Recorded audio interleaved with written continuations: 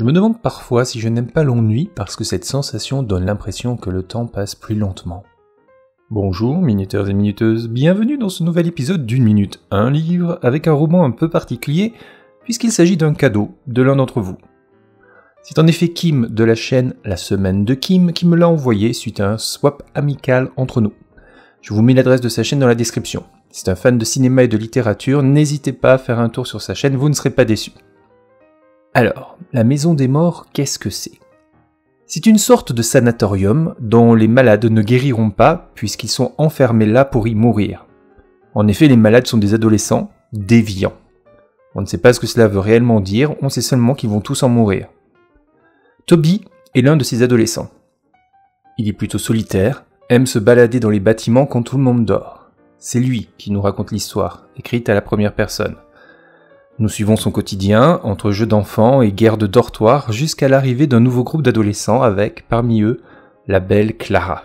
Son arrivée va chambouler l'esprit et le cœur du jeune Toby. Ce roman est une totale réussite, autant vous le dire tout de suite. Pour beaucoup de raisons. C'est un roman dans la grande tradition des romans jeunesse anglo-saxons. Des références explicites sont faites à Sa Majesté des Mouches de William Golding, où un groupe d'adolescents se retrouve sur une île déserte et essaie de s'organiser pour survivre, ou les Chroniques de Narnia de C.S. Lewis, dans lesquelles des frères et sœurs se retrouvent plongés dans un monde parallèle après avoir exploré une vieille armoire. On y retrouve des personnages très bien campés, archétypaux sans être stéréotypés. Ils survivent tous à l'intérieur de la Maison des Morts et affrontent leur avenir comme ils le peuvent. Les adultes sont des figures intouchables. Les infirmières n'ont aucune expression, elles les réveillent, les nourrissent, les emportent dans l'ascenseur de la mort et c'est tout.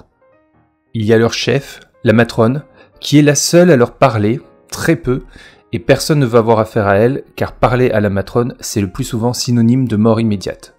La mort, justement. C'est une question centrale. Ils savent qu'ils vont tous y passer, que ce sont leurs dernières semaines, leurs derniers jours. Certains lisent, comme si de rien n'était, certains jouent de la musique, d'autres se tournent vers la religion. Certains s'ennuient, comme Toby, et attendent passivement que le temps passe. Toby réfléchit beaucoup à cette question.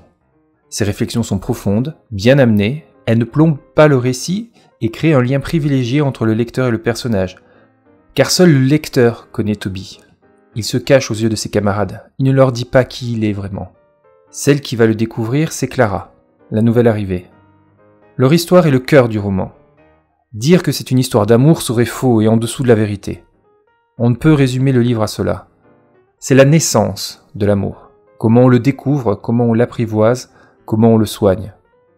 Toby appréhende cela pour la première fois, sans mièvrerie, avec simplicité et authenticité. Grâce à Clara, il se souvient qu'il est toujours là et qu'il est temps de commencer à vivre. Ne vous attendez pas à une aventure échevelée, ne vous attendez pas à en savoir plus sur la maladie et son origine. Le roman ne parle pas de cela. Ce roman, comme tout bon roman, parle de nous, de l'humain, des relations que nous avons les uns avec les autres et ça, c'est le plus important.